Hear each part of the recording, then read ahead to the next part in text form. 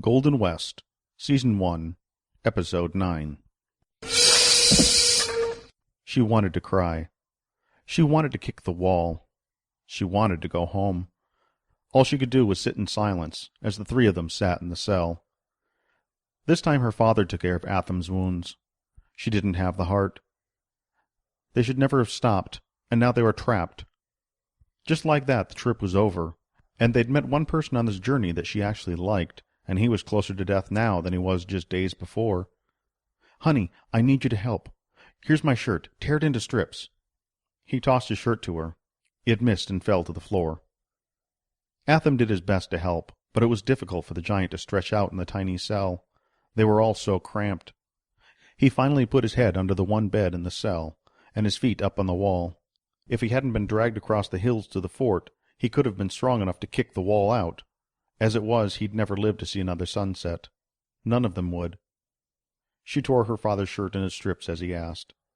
These he dipped into a pail of water and washed out the worst of Atham's cuts, and wrapped what he could around the rope burns, around the wrists and ankles. From the looks of him, he hadn't even fought back. He probably didn't even try to run. Yet the soldiers in the fort didn't care. They roped him, forced him to the ground, and dragged him like a beast fit for the slaughter. Perhaps that's how they saw giants, as something to dispose of, rather than intelligent beings that had dreams and civilization and culture. As soon as the sun came back up, they would likely be seeing their last sunrise. "How are we going to get out of here?" she asked, as if making a casual conversation.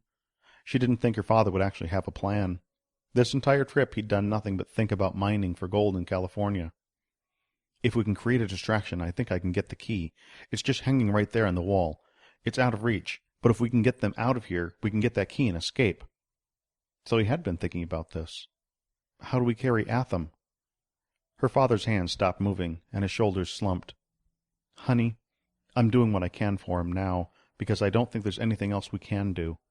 I know you feel responsible for him, but we can't take him with us." He turned towards her and put a hand on her cheek. "Look what happened in St. Louis, and here now. We're still not to California, and our trip has already come to an end. If we don't leave him now, we'll suffer his fate. I can't allow that to happen." He pulled her in for a hug. "Don't cry, honey. I'm sorry. We're not in New York anymore. We can't play by our rules. We need to do things the way they're done out here. Let's just finish bandaging him up, and we'll figure out what to do next." She couldn't control her sobs. This wasn't like giving up a search for a dog you couldn't find. This was giving up on a living, thinking being. And why were they just giving up? To save themselves? What were their lives worth if they were just going to give up and give in to everyone they came across? She sniffed and wiped her eyes. "We're not going to leave him here." "Honey, think about what you're saying. If we don't, our lives are forfeit. Do you understand that? If he's with us, he'll slow us down. If we're with him, we'll slow him down. The best we can do is patch him up and go our separate ways. We just need to figure out how to create a distraction." Her father resumed his work in silence, picking up a fresh strip of shirt, dipping it into the water, and washing out Atham's wounds. There was no way she could agree with leaving Atham to his fate. If they were going to escape, Atham would escape as well. It was just that simple. She'd gotten him into this trouble, and she was going to get him out of it. Besides, Mother wouldn't allow him to suffer. Again her father stopped his work. He turned to say something, but his mouth didn't move. She hated to use her mother in the situation, but right was right, and her mother wouldn't leave someone to die in her stead. His lips tightened, and his eyes narrowed. "That wasn't—" "Your father is right." Atham's voice was low and quiet. "Atham, are you all right?" "I have seen better days, but I doubt I've seen worse. Listen to your father, Abigail.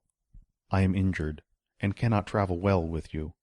I am a giant, and this is not the last fort you will pass before getting to your final destination. I am a liability. Your leaving will cause enough of a ruckus that I will be able to find my way out of here."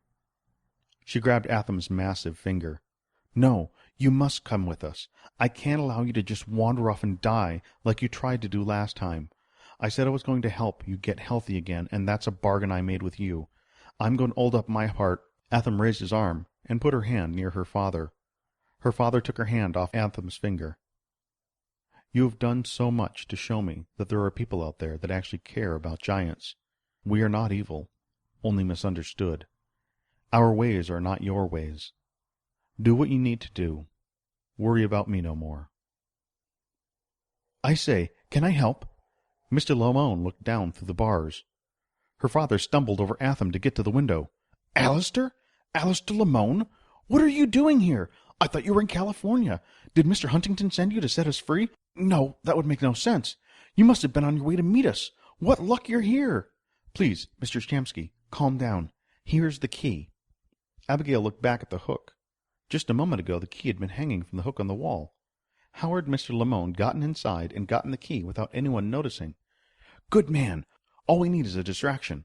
Abigail," he tossed her the key, "be ready to open the gate so we can be on our way." "How is any of this possible? The key was there just a moment ago." Mr. Lamone shook his head. "No time now. I'm going to start the horse, and won't that bring everyone in the fort here? Please, Mr. Shamsky, I don't have much time.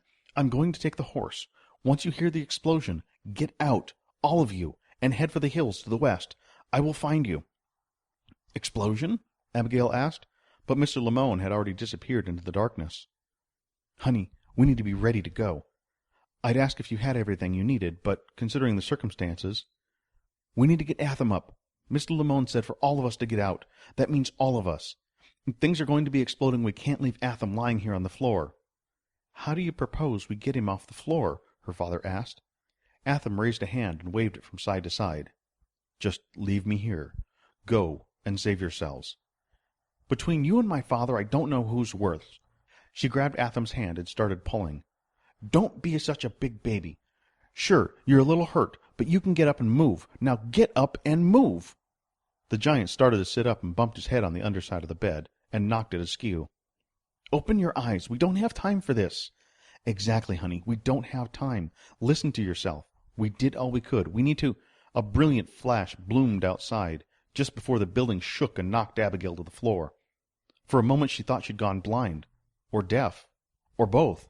She knew there was going to be an explosion, but she hadn't been prepared for that. "Honey, get up! Get up! I've got the gate open. We need to go now. I hear the horse running. Alistair is creating the distraction we need. Honey!" He shook her arm and tried to pull her to her feet. He stood with half a smile on his face. She hadn't even felt him take the key back. Everything happened so quickly, and her arms and legs weren't cooperating. Atham had gotten on all fours and did his best to avoid bumping into her. But as she got to her feet, he moved to point his head toward the door so he could crawl out, and knocked her back down. If he noticed, she couldn't tell, as he started to crawl out of the cell. "Honey, get up! Come on!" Her father had taken the blanket off the bed and wrapped it around himself. He grabbed her hand and pulled her to her feet. Another explosion went off, but this one further away. She only paused slightly, preparing for the blast, but everything stayed mostly still, with only a little rattling of the windows in the outer room. Once outside, men ran everywhere. Some had their uniforms on, some were only partially dressed, and others carried their clothes with them. "We're under attack! Charge! That way!" Captain Harrington stood with a sword in one hand, a rifle in the other, and a complete lack of pants. That didn't prevent him from getting on a horse and riding behind a group of men running out of the fort. A large hole had been blown in one wall. Abigail pointed towards it. Atham had started to stand up, but could only shuffle along. Even so, his shuffles were almost as fast as their walking. She had hoped the giant would be able to keep going long enough for them to get away. As they neared an opening in the wall, a young soldier rounded the corner and knocked her father down. "I'm sorry, sir." The youth scrambled back to his feet, one hand on his hat, and continued to sprint to catch up to the others. "Father, are you all right?" She helped him to his feet. "I'm fine, honey. Where's Atham?" She scanned about the buildings. She saw him putting something on a saddled horse. "He's over there. Come on." They ran over to see what Atham could be doing. He stood between two saddled horses and a mule.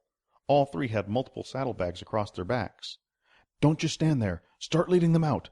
I don't know what's in these bags, but if there's anything useful, we can use it. Go!" Atham pointed towards the opening in the wall. They didn't talk. They didn't argue. They just led the horses out of the fort. Another explosion rang from a good distance off, and she could just make out the sound of the horse chugging along, combined with the sound of feet and hooves charging across the ground, heading away from the fort. She couldn't be sure which direction they were headed, though. With the reins of the horse in one hand, she passed through the broken part of the fence, followed closely by her father. With only the light from a fire that had broken out from behind them, and the stars to light their way, they made for the hills. With the motor built, Reginald had pushed their cart for nearly 2 days, only stopping for food and sleeping. They'd loaded up enough fuel to keep the boiler running for as long as needed. He hadn't thought to grab a pressure gauge, so had to resort to rapping on the boiler with a hammer to check to make sure it wouldn't burst.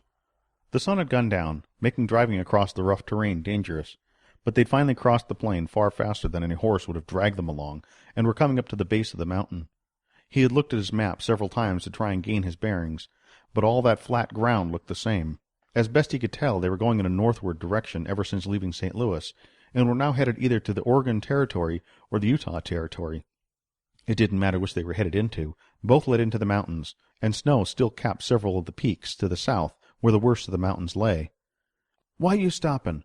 There's still enough daylight. I can keep watch. Ain't like the sun is going to hide forever." Jax had taken to sitting in the front next to Reginald.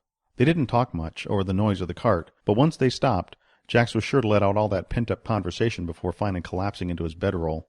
Reginald just pointed to a spot on the side of the trail, near a good growth of trees, pulling the reins to turn the front axle towards the trees. They needed to set up camp before it got dark, and that meant building a fire, cooking some dinner, and if possible, setting up the tent. They were further north, and in the shadow of the mountains, it got far colder than when it did when they were in the middle of the country. The land sloped down toward the trees, and Reginald could see a small stream cut across the trail at the base of the hill. They would be able to refill their canteens and the boiler, and be on their way in the morning. With the saw just to help think up and build, they could cut down 1 or 2 of the trees. Perhaps this would be a good spot to spend the next couple of days before they went into the mountains. They weren't likely to find any more wood beyond a certain point, and no sense in letting good wood go to waste. Jax hopped down off the cart before Reginald could fully brake. "So this is a short stop, or are we going to stay for a while?" "I think," Reginald started to stay as he stood up and rubbed his lower back, "we should stay a day or 2 here. We've got water. Maybe we'll catch some game. Jess and I will set up camp. Why don't you take the rifle and go see if you can spot anything?" "I'm real good with the gun. You want to see me shoot that tree over there?" Jax made a motion like he already had the rifle and was aiming at a far-off tree. "I'm sure you could hit the tree. Please, Jess and I are going to release the pressure from the boiler. Grab the gun and see what you can find." Jax, despite his loud voice when around camp, was a stealthy hunter, and had proved to be a good marksman. The last time they'd stopped, he'd brought back 3 good-sized rabbits and a couple quail. Even though buffalo roamed all over, they didn't dare take one on. They'd been lucky enough to avoid coming in contact with any. While Jax took the rifle and a handful of bullets, Jess rolled out of the back of the cart, shaking his head. "My brother has too much energy." Both Jess and Reginald stood and stretched for several minutes and watched Jax disappear out of sight. Once the boy had disappeared, Reginald turned the knob on the side of the homemade boiler and let the steam release. "We should go ahead and drain the water. We can refill it from the stream. Put a tent up there." Reginald pointed uphill from the cart. Jess did as he was told without saying anything. In a matter of minutes they had gotten the tent set up, the boiler drained, and a fire going. As water boiled over the fire, the two started pulling the last of the wood from the cart and stacking it alongside. Jess, probably remembering from the last time they'd camped, and the cart started to roll away, put 1 log in front of each wheel. The sun's red glow made the mountains look as if they'd been lit on fire while the darkness gobbled up the sky to the east. Reginald thought a nap might be in order, but just as he started to slide down into a more comfortable position, Jax came running over the hill without any game, without any gun. Surprisingly, he wasn't screaming either.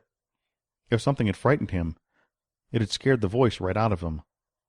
"Jax, what's going on? Where's the gun?" Jess stood up.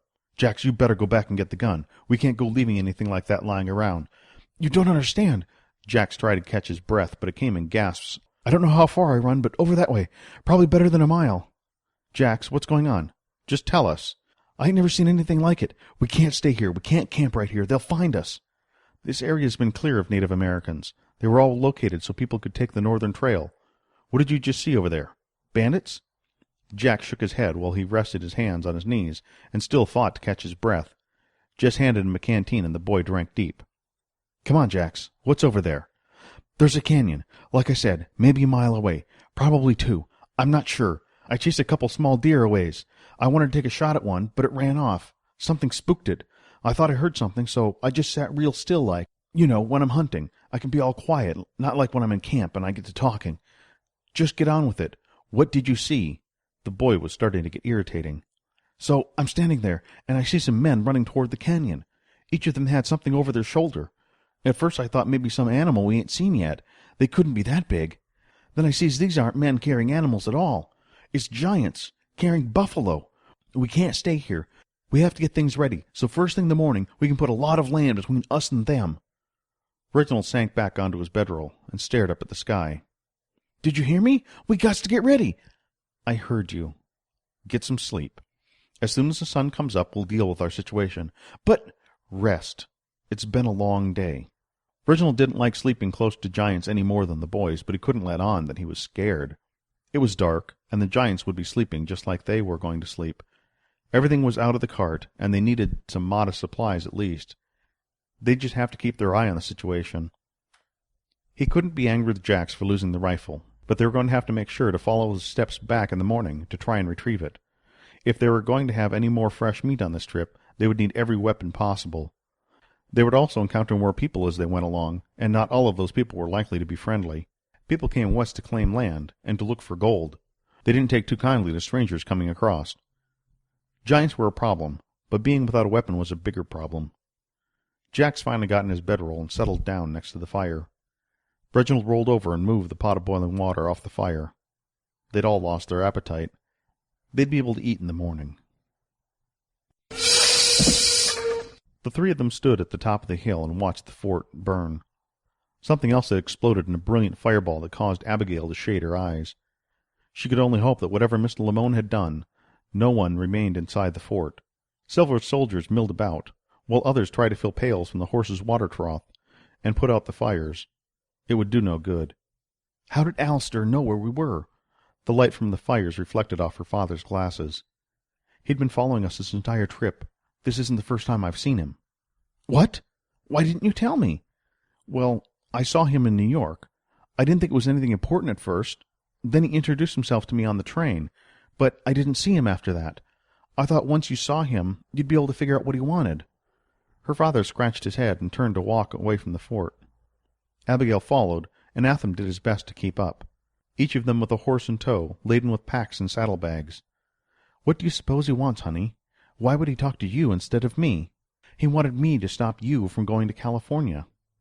He stopped and looked at her. She knew what he wanted to ask, but she still didn't have any answers. I don't know. He just told me that you're not going there to mine for gold.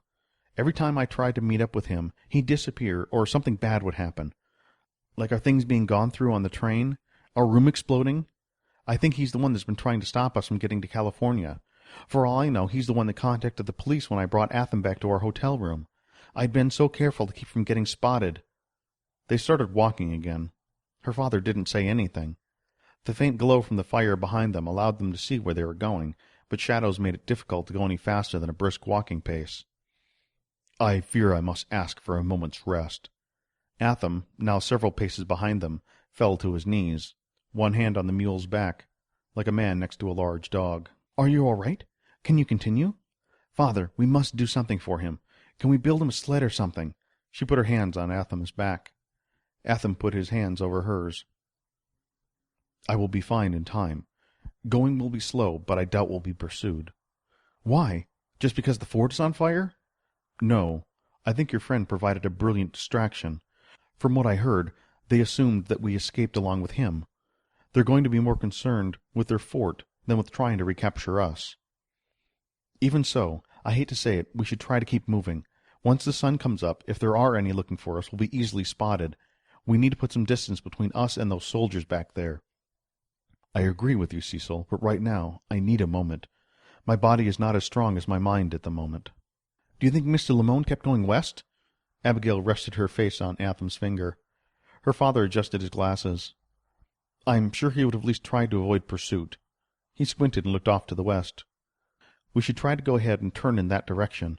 It doesn't appear to be that well exposed. Atham, how far did you get? There is a gully. I almost made it there safely. It runs mostly westward from what I could see. Abigail didn't want to think about Atham running away from the men on horseback. How could they have been so insensitive to just rope another being and drag it across the ground, like a carcass with no feelings?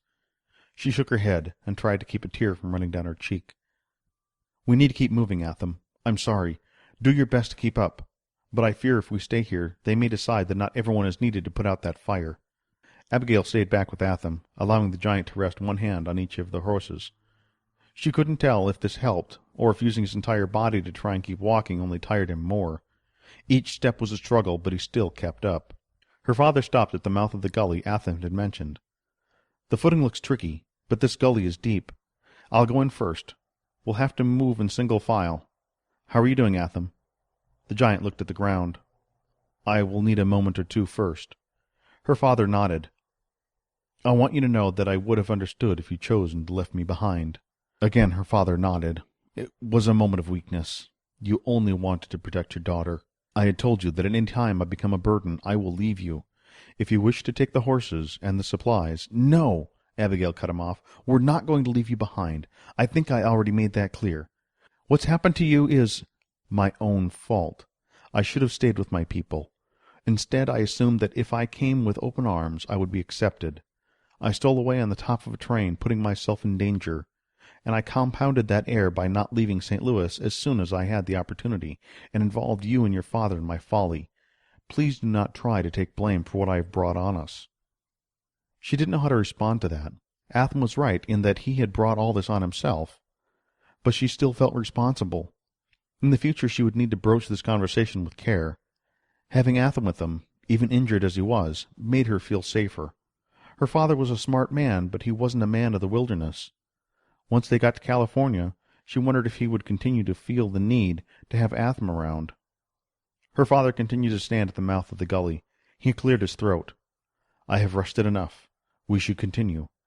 Atham stood and cocked his head to the side and closed his eyes. "I can no longer make out the sound of the horses' engines. Your Alistair Lamone must have gotten away, and is a good distance from here. Well, we'd better stop standing about." They led the horses and the mule down into the gully. Down into the gully. Down into the gully. Down into the gully. Down into the gully.